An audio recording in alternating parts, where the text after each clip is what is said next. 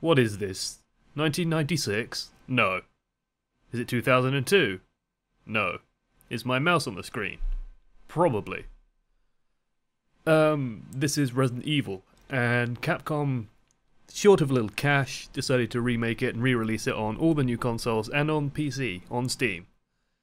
I love this game. This game is my favourite Resident Evil ever made, and it's just fucking awesome. And we're gonna play it. We're gonna play it because I love it. Resident Evil. So for this one, we're actually going to go with the wide display. I know a little bit about these options. Wide display basically means that the game basically has pre-rendered backgrounds. You'll understand this when we get into it. Wide basically zooms the camera in a little bit and makes it track around. Original puts you in 4:3, and it's zoomed out a little bit more. I like the widescreen just because it's a widescreen, and I'm used to that now. Alternate or original. Original means tank controls. If you aren't familiar with tank controls, you will be, and the tank controls, I prefer them. They're just a better way of getting around this kind of background. And subtitles will be on. This is actually the difficulty select. For some reason, when Capcom made the original Resident Evil, they decided to be clever, and we are playing on hard, which is like climbing a mountain. Fulfilling, but takes a lot of work. So in Resident Evil you get to play as one of two characters. Their stories are slightly different, as well as their gameplay mechanics, the weapons they get, and their inventory space. You either get to play as Chris, Chris Whitebread Redfield, who is just like the most boring man on the planet at this stage, can't punch boulders yet, or Jill Valentine. We're going to be playing as Jill, mostly because she has a better inventory, her story's a little bit better in my opinion. She's got a few less annoying mechanics. I might go back and do Chris afterwards, just to show the differences. But yeah, we'll play as Jill.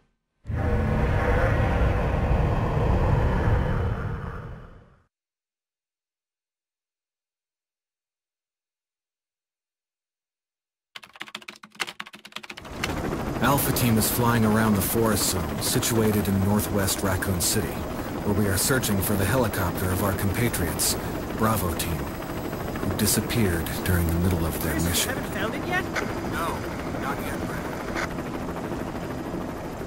Bizarre murder cases have recently occurred in Raccoon City.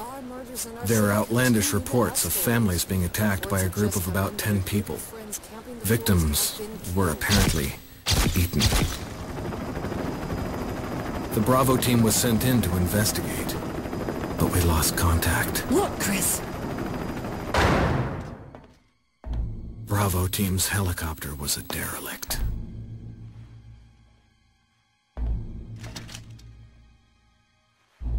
Save for the remaining body of Kevin.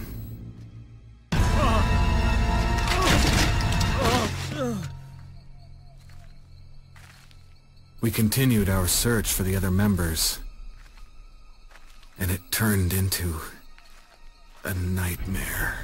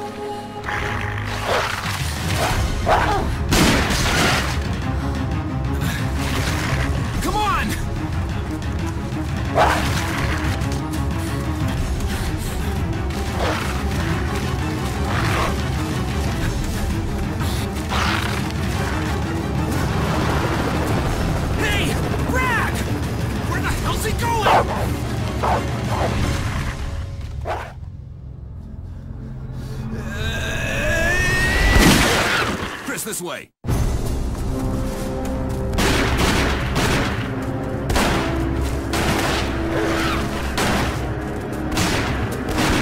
Damn it! Make for that mansion!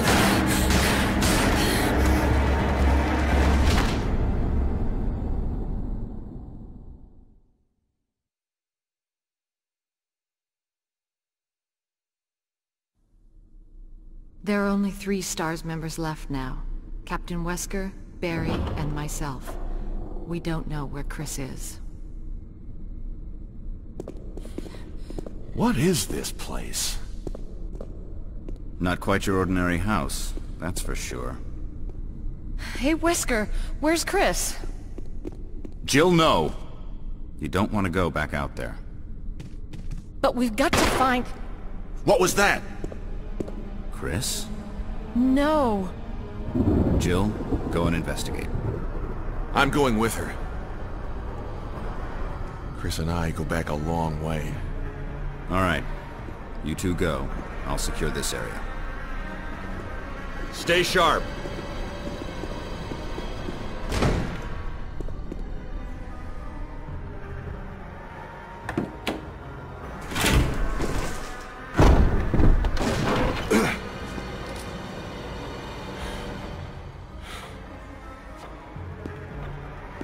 A dining room. Hey, we've got actual gameplay. First things first, this is actually a little bit of re-recording, just a tiny bit because there's some audio issues that I had. Really annoying. Just for a few moments, just for a few minutes. Let's introduce some things to the game. First of all, Ominous Thunder. Second, tank controls. Basically, I can't I turn Jill and then move forward. That's what tank controls means. Second, pre-rendered backgrounds. You'll probably notice the backgrounds don't look that great. And they're actually just like an image that Jill is kind of projected against, and it's a really clever way of getting better output out of systems that couldn't do it. This game looked beautiful back in the day. And even on the original PlayStation versions, which looked way worse than this, it was nice. Second, we got an ink ribbon. Second? No, a third. Ink ribbon. Ink ribbons let us save the game.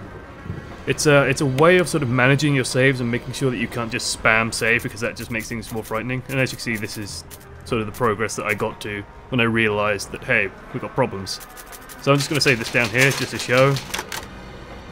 Mention dining room. So that's literally that first top save there. And that's how we saved. Fourth, Jill's picked up a bit of wobble. No idea why. Good job, Capcom. But yeah, I like pre-rendered backgrounds because it lets them do stuff like this, where you can just sort of poke everything and they can have data and everything. I think you'd better take a look at this. What is it? Blood. You can only tell this by tasting it. Jill, see if you can find any other clues. I'll be examining this. Let's just hope it's not Chris's. How? What? But it's a blood stain. How long is it going to take to examine? Let's Barry. Oh, hello.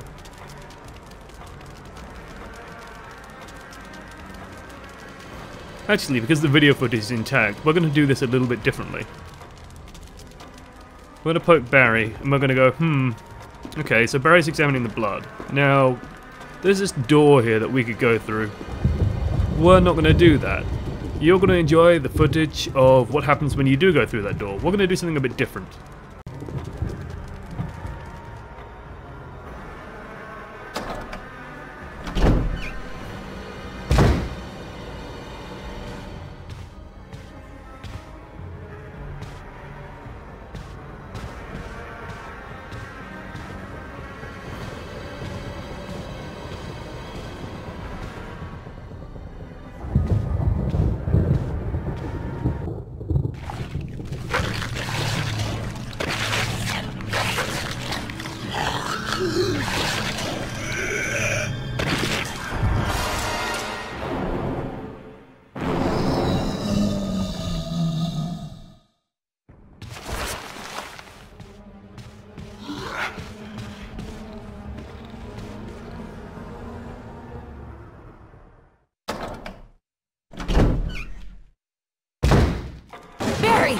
What is it? Look out! It's a monster! Let me take care of it!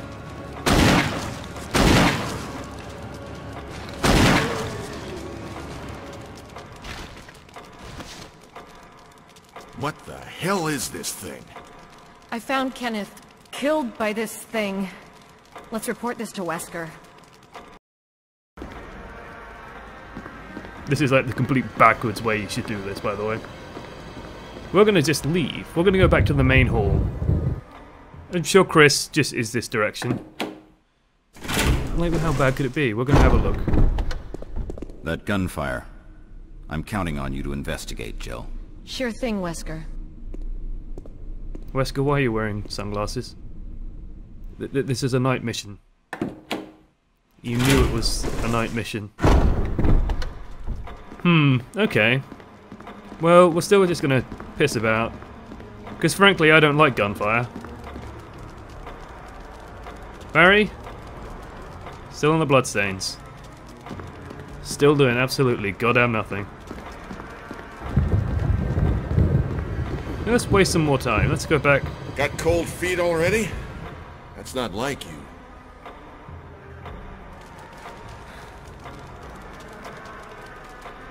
You ain't the boss of me.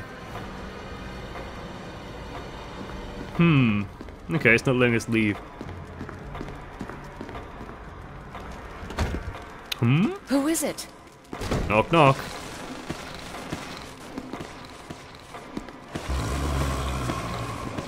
You! Freeze! Get away from him, Jill! He's insane!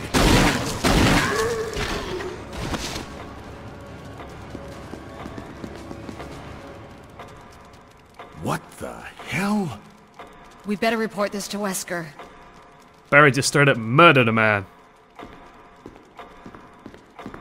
Can I actually go this way? I'm like curious now. No, we gotta go report to Wesker. Let's have a quick poke at the fireplace, because you'll notice that this funny thing called an emblem, it stands out, but we're not gonna take that for now. There's no point. As we'll discover later. Way later.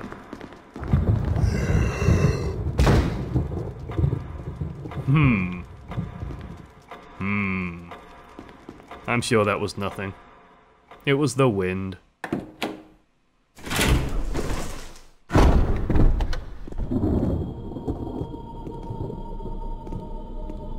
Wesker!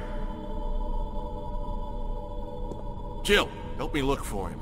But let's not leave this hall. Good idea.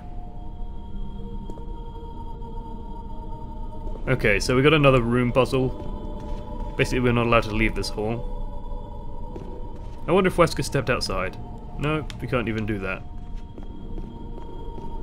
So, we can run around the hall. This is the main atrium, the main hall. We're going to be visiting this room a lot. There's many doors. I'm going to spoil it for you now, most of them are locked. There's 2 floors to the place and a lot to explore.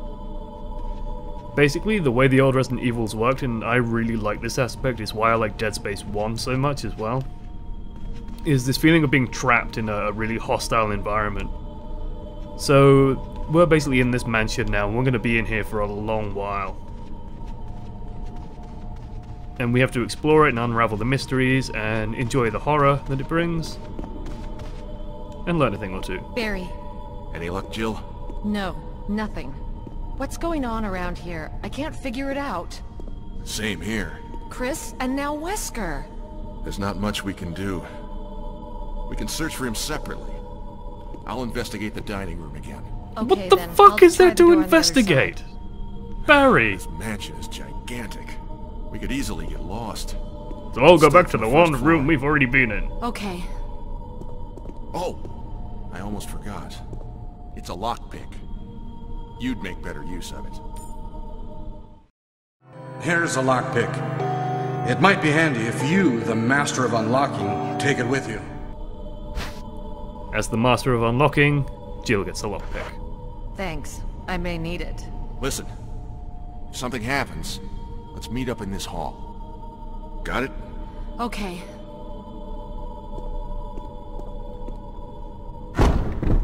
While we're here, actually, we're going to take a look at the inventory. So this is our inventory. As you can see, we only have 8 slots. Different items occupy different slots, and so we have a very, very limited space. Chris, the other playthrough, only has 6 slots, so these two are missing. There is a way to increase your inventory size, but that comes way later. We also have these defensive items. We'll have a nice demonstration of that very soon. And finally, a lockpick. The lockpick is Jill's special item. She can use it to unlock doors that require small keys. Small keys are items that otherwise Chris has to collect, putting a bigger strain on his already very limited inventory space. Chris is by far the harder playthrough. Although Chris does have some minor perks, like he gets some better weapons, I think. Maybe. I'm not sure actually on that one. But I think he also has a higher chance to score critical hits, which means that he shoots the zombie and its head explodes. We also have the health indicator, the ECG, on the left side. That changes colour to indicate health. And we have a map. The map is going to be very, very useful. This mansion is huge. It's very easy to get lost. My entire sense of direction pretty much comes from this game. At first, we're going to go in here. We're not going to go back to Barry, who is, as he said, this mansion is gigantic. So I'm going to investigate the one room we've already been in. Woman drawing water. Now, I want you to spot the one thing that isn't like everything else. And also, you can probably notice there's something flashing on the top of that statue. This is a rather typical puzzle. So what we're going to do is we're going to shove this dresser all the way over there and get whatever's sort of reflecting light in that really, really visible way. There's a map of the mansion first floor. So now we can see the mansion first floor, and like I said, this place is huge and it's a maze. So there's a bunch of rooms. You can see the red doors mean the door is locked, the grey doors mean that we can go through them. We have a lot of locked doors in our way. Now I'm going to do something a little bit peculiar now, because I've played the game before. There's a lot known about this game. I'm just going to shove this back against the wall. It looks messy in the middle of the room. It looks really messy.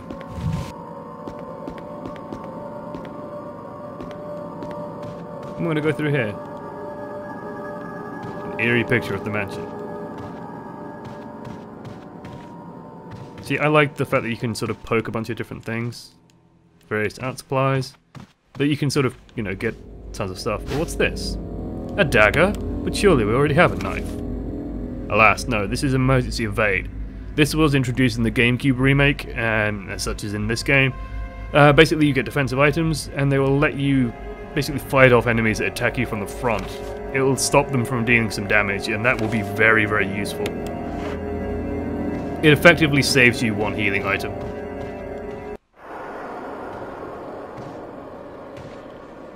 Oh no!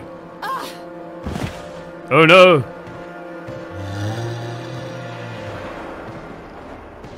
So we can't get past this guy. But we can stab him in the head, and then we can run.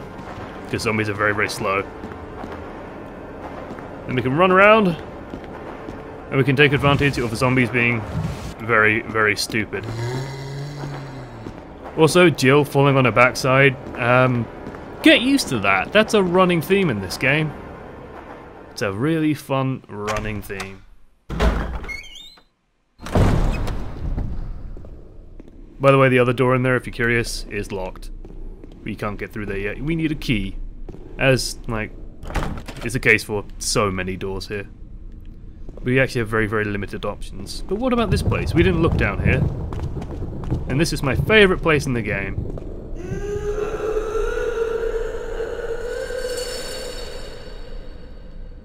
Wonder what's on the other side of this door. No, no I don't.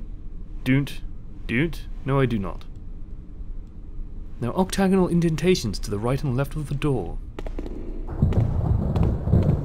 Yeah, that'll get addressed later. Slight foreshadowing. Let's go and check on Barry. Let's see what his investigation has turned up.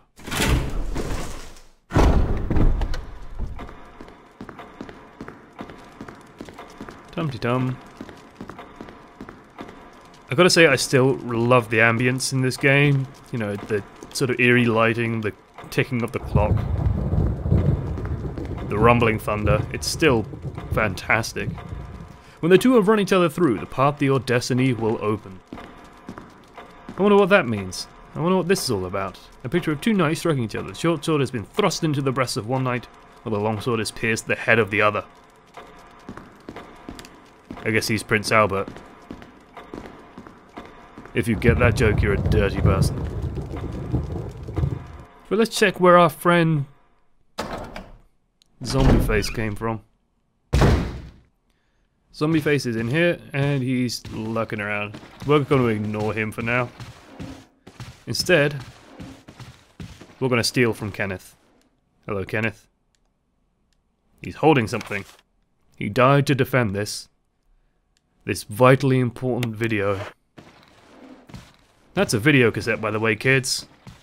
They existed in the early 90s. And the late 90s. And now we get to rejoin some of the other footage, the normal footage, basically. So, enjoy.